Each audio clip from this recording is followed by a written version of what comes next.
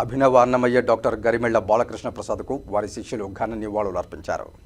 తిరుపతి అన్నమాచార్య కళామందిరంలో గురువారం ఉదయం 11:30 గంటలకు అన్నమాచార్య కళామందిరంలో గరిమెళ్ల బాలకృష్ణ ప్రసాద్ శిష్యులు గురువుగారి సంస్మరణ సభ నిర్వహించారు. కళాకారులు తరలివచ్చి గరిమెళ్ల బాలకృష్ణ ప్రసాద్ చిత్రపటానికి పుష్పాంజలి ఘటించి తమ నివాళులు అర్పించారు. విలువ కట్టలేని సంకీర్తన నిధిని అందించిన గురువుగారి పట్ల అభిమానంతో భక్తితో పాటలు పాడి ఘనంగా నివాళులర్పించారు. ఈ సందర్భంగా పలువురు సంగీత కళాకారులు గరిమెళ్ల బాలకృష్ణ ప్రసాద్ పట్ల వారికి ఉన్న అనుబంధాన్ని తెలియజేస్తూ వారి అనుభవాలను సిటీ కేబుల్ కృష్ణతేజ ఛానల్తో పంచుకున్నారు. కృష్ణప్రసాద్ గారికి అన్నమాచార్య ప్రాజెక్టు కళాకారులందరూ కూడా ఈరోజు సంస్మరణ సభ జరపడం జరిగింది. ఈరోజు పాల్గొన్నటువంటి మా కళాకారులందరూ కూడా ఈరోజు గురువుగారికి భక్తితో అందరూ కళాకారులు ఇచ్చేసి కార్యక్రమాన్ని జరుపుకోవడం జరిగింది.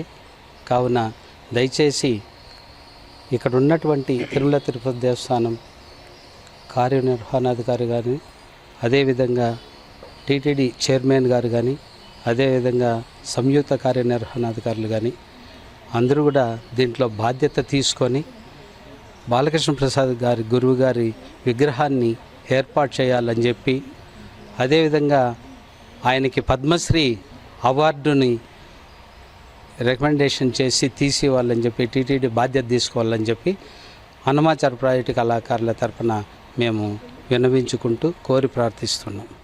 పండితుల నుంచి పామర్ల వరకు అందరి మనసుల్ని ఆయన ఆకట్టుకోగలిగారు. అలాంటి సద్గురువుకి శ్రీ గరిమెళ్ల బాలకృష్ణ ప్రసాద్ గారికి మనస్ఫూర్తిగా ఆయన పాదాలకు వందనాలు తెలియజేసుకుంటూ,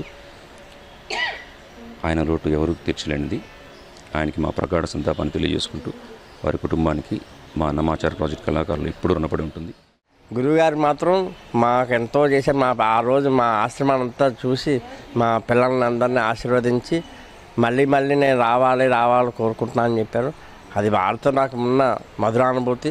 వారు కేవలం ఆర్టిస్ట్గానే కాకుండా సేవాభావంగా కూడా మాలాంటి వాళ్ళకి ఎంతో మందికి చేయూతనిచ్చారు.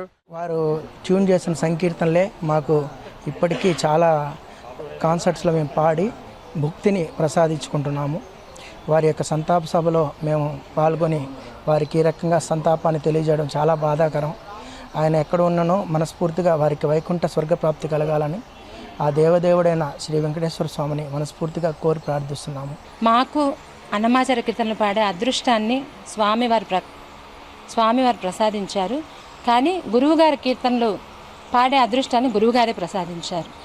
గురువుగారికి మేము ఇచ్చే గురుదక్షిణ ఏంటంటే, వారు స్వరపరిచిన కీర్తనలను ఎలా స్వరపరిచారో అంతే భద్రంగా జాగ్రత్తగా మేము మా వంతు పాడడానికి మా ప్రయత్నం అయితే చేస్తాము. గురుభ్యో నమః.